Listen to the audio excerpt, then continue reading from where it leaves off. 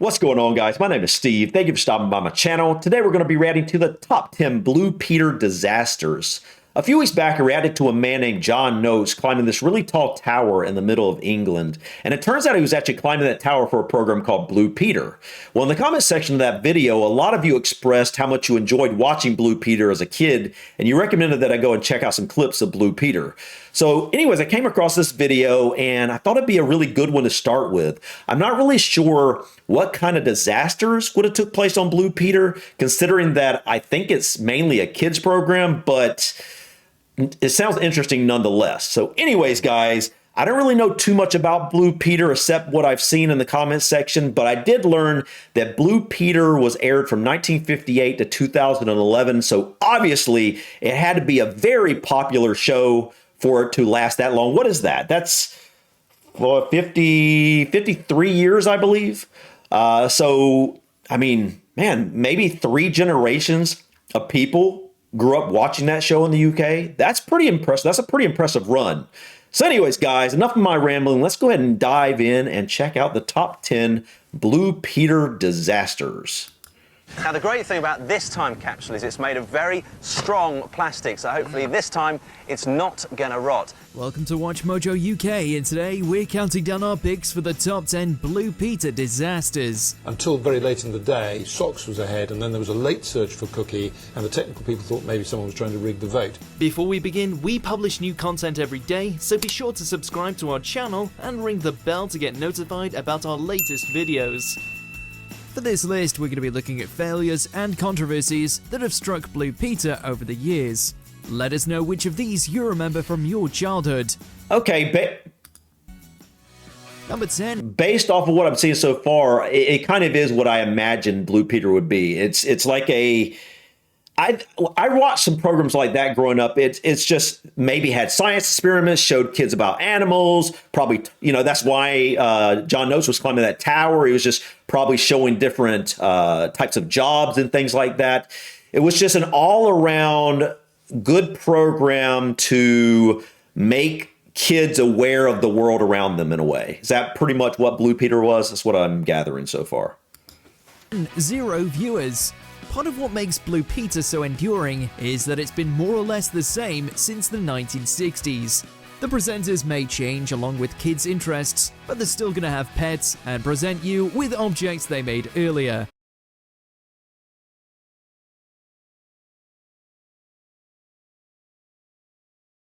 But this might not be working any longer, as on one fateful day in 2017, Blue Peter recorded 0 viewers.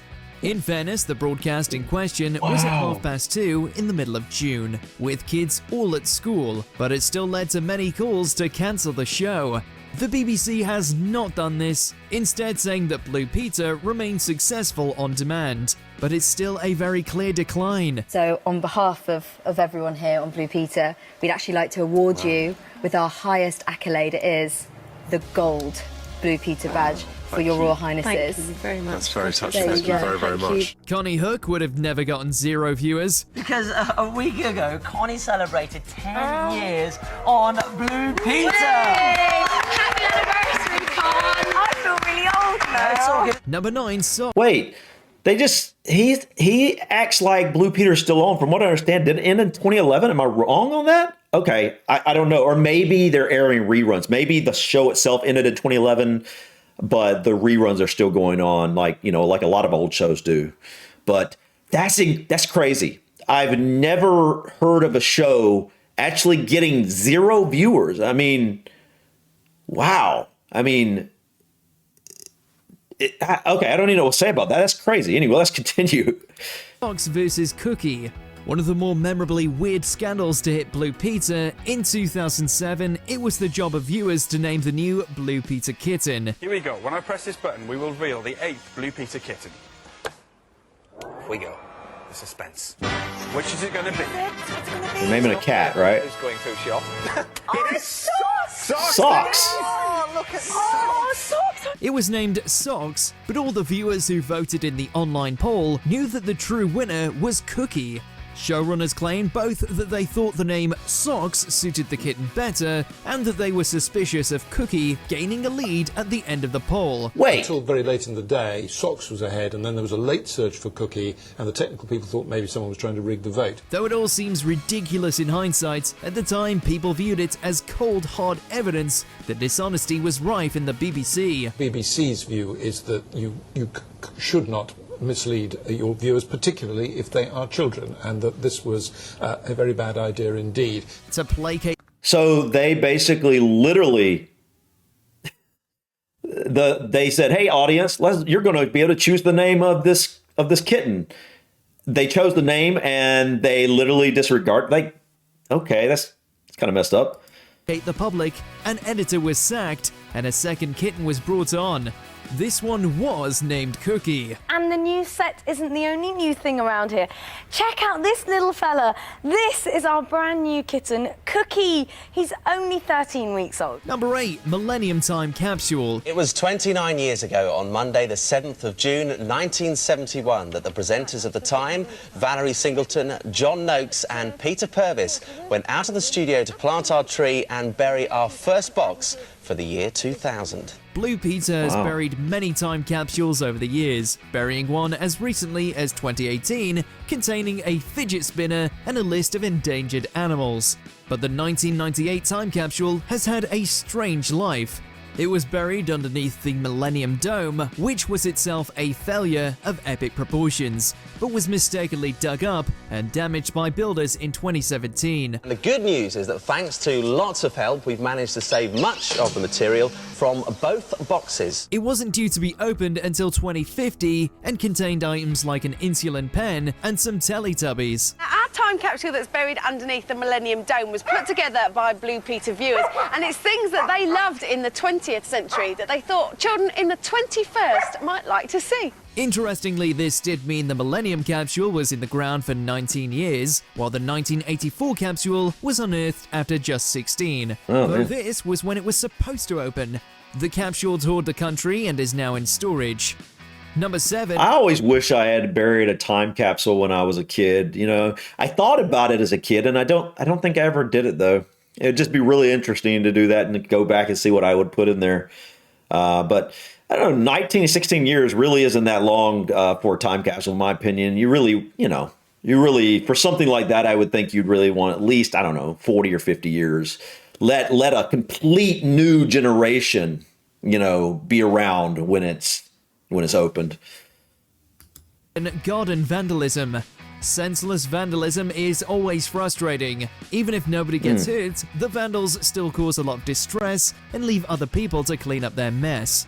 But vandalizing the Blue Peter garden in 1983 shocked a generation of children. Horrible. Really cruel thing they did was to pour fuel oil into the fish pond.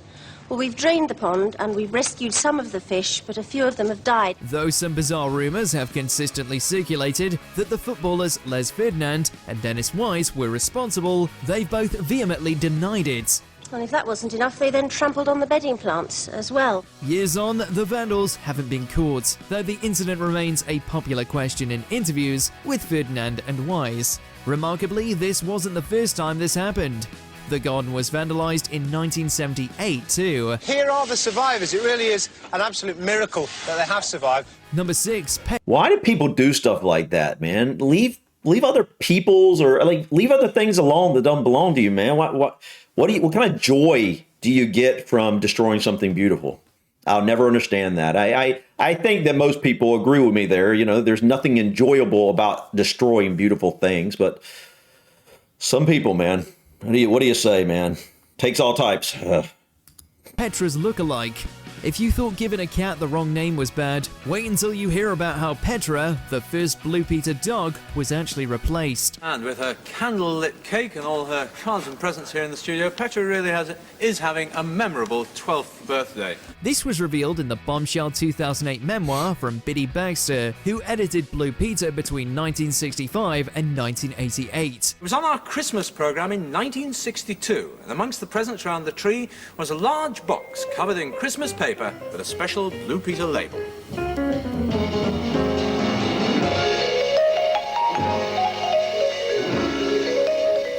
After After the puppy was introduced in Christmas 1962 and revealed to the public, it unfortunately died just 2 days later. Oh, man. Baxter and the other producers had an impossible choice: either disclose the truth to the public or find a doppelganger.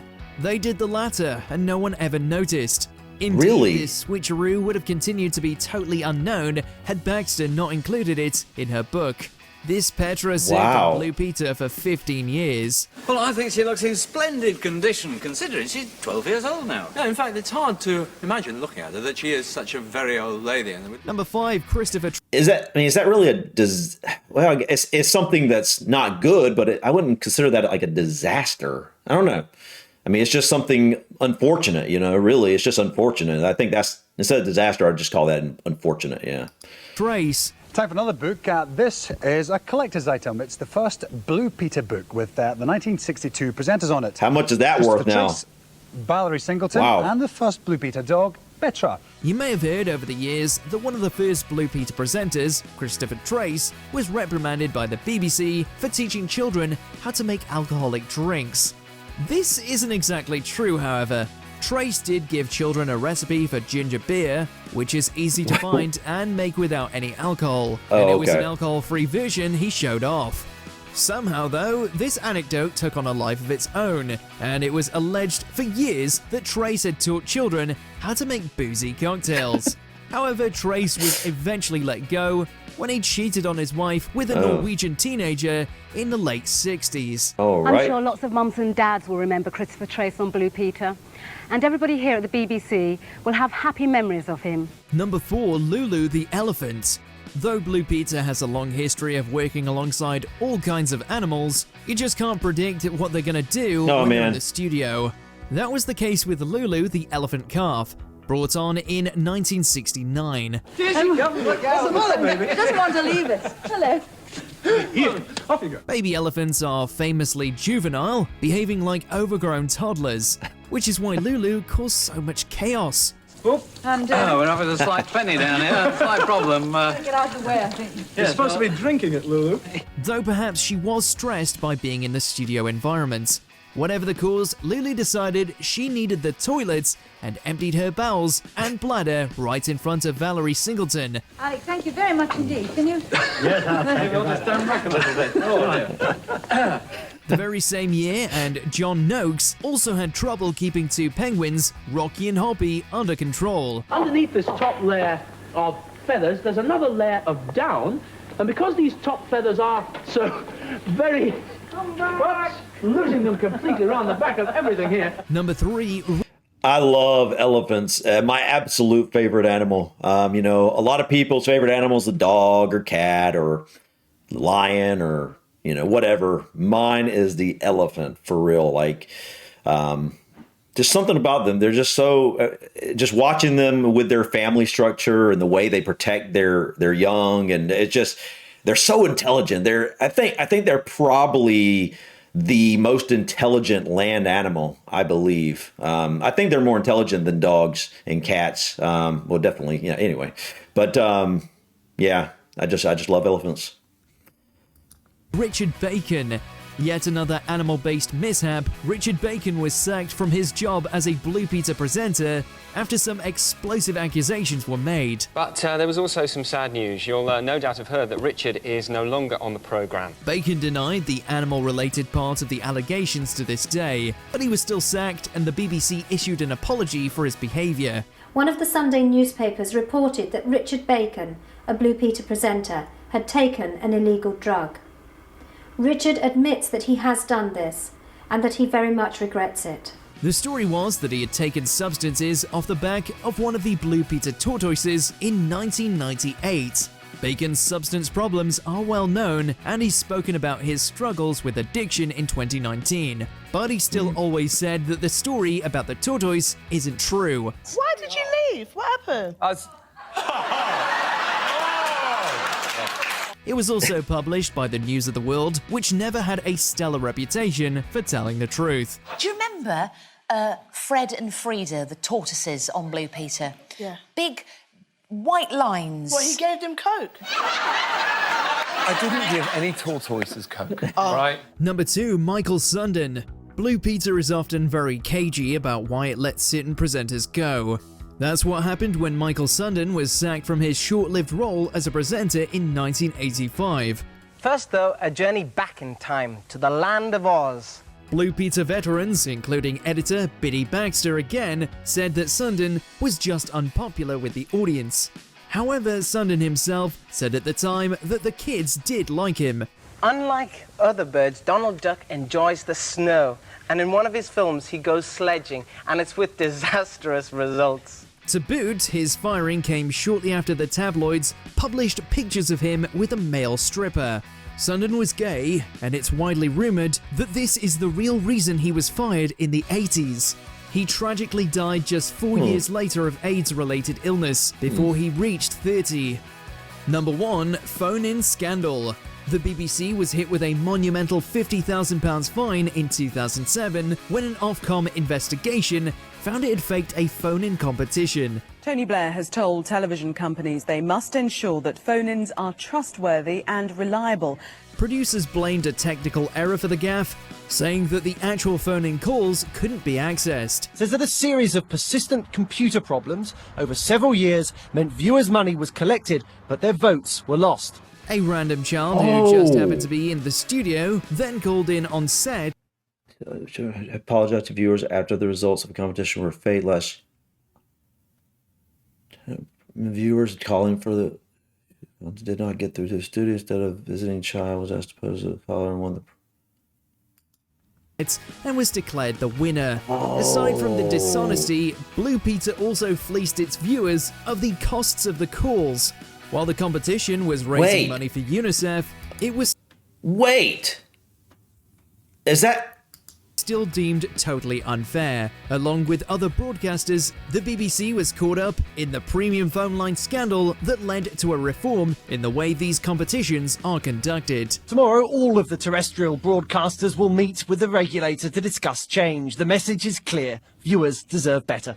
Do you agree with our Wow. So basically, Blue Peter was, am I correct on this? People were trying to call in to, to vote or whatever, and they were not being able, they weren't able to get through, but they were being charged for their call anyway. And then Blue Peter just picked some random child that was there and said, hey, here's the winner, and faked the whole thing. And that was like, it seems like they did that just on this video. It seems like they did that, I don't know, a handful of times at least. And it seems like there's a little bit of controversy around Blue Peter. Like I said, I don't know too much about this, but yeah, I can definitely see, it seems that there was something a little off sometimes about Blue Peter and the way they were conducting themselves, especially when it come with them asking the audience or the viewers to participate in something. And it seems like they were pretending that the viewers were participating when the viewers weren't really participating, if you get what I'm saying. It's, that's really, it's not cool, man. But anyways, guys, this gave me a much better idea kind of what Blue Peter was about. And it's kind of what I thought, but a little bit different at the same time. Overall, it looks like a type of program that was there to just help kids learn about the world around them and all sorts of different niches and subject matters. You know, they had animals, they talked about animals, they talked about jobs, they talked about creative stuff and just all sorts of different things. So outside of the controversial stuff about the audience not being able to participate in stuff, it seems overall like the type of program that you would definitely, let your child watch and feel perfectly fine with them watching it. It seems like they would actually learn quite a bit watching this program. But I don't know. He seems to say that it's still around. From what I understand, I thought it said 2011 it ended when I briefly looked this up, but maybe the dates were off or something, or maybe it's reruns or something like that. I don't really know, guys, but yeah, this is interesting. Definitely like to check out some more Blue Peter stuff. I don't know. Not all of these would be what I would consider to be disasters.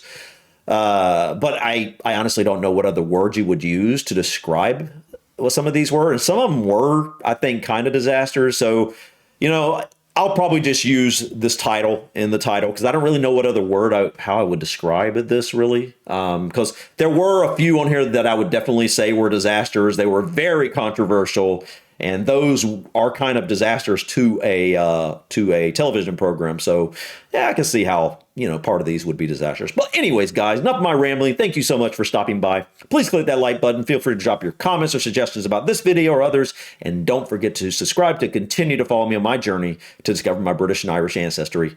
Until next time, guys, peace.